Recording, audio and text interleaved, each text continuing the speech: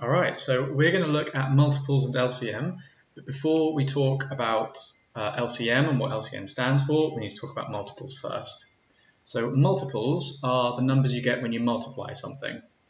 For example, if I want to list multiples of 4, then all I'm going to do is list the numbers that you get when you multiply 4. So 4 times 1 is 4, 4 times 2 is 8, 4 times 3, 4 times 4, 4 times 5, 4 times 6. And you can see that that list is going to go on forever, that there's an infinite number of multiples of 4. I could ask you for the 100th multiple of 4, which would be 100 times 4, which is 400, but I'm not going to make my list go up that high. I'll just stop at 6 times 4. We could also do, let's say, multiples of 5, which is the 5 times tables, just like this is the 4 times tables.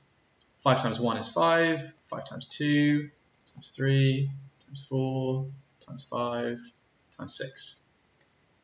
I'm just going to point out that 4 and 5 are in the list of their own multiples, you know. The first multiple of 4 is 4, first multiple of 5 is 5.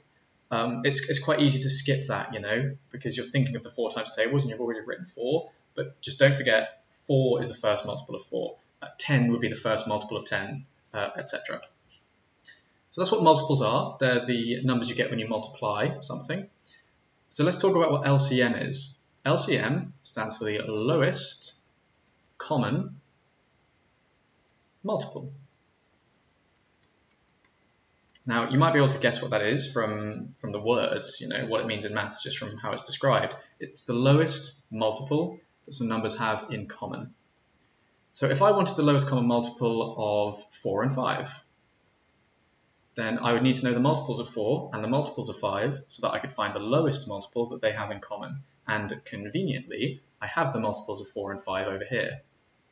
So all we'd need to do then is look in these two lists of multiples and find the lowest multiple that 4 and 5 have in common.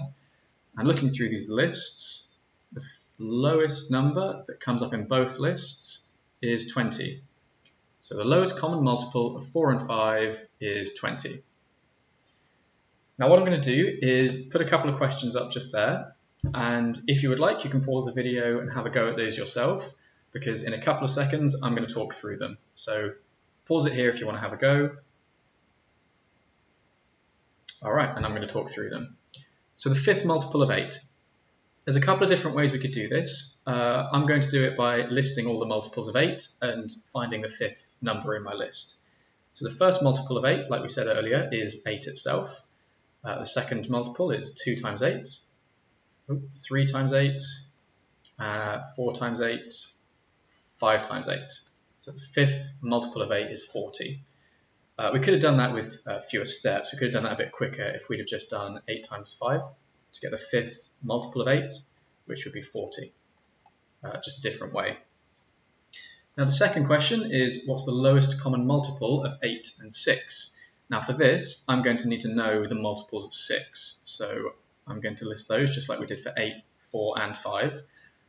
Just the 6 times tables. 6, 12, 18, 24, 30, 36. That might be enough, but like we know, this list goes on forever. But rather than, you know, go all the way up to 60 or even higher, I'm just going to stop there and see if I've already come up with a multiple that's a multiple of 6 and 8.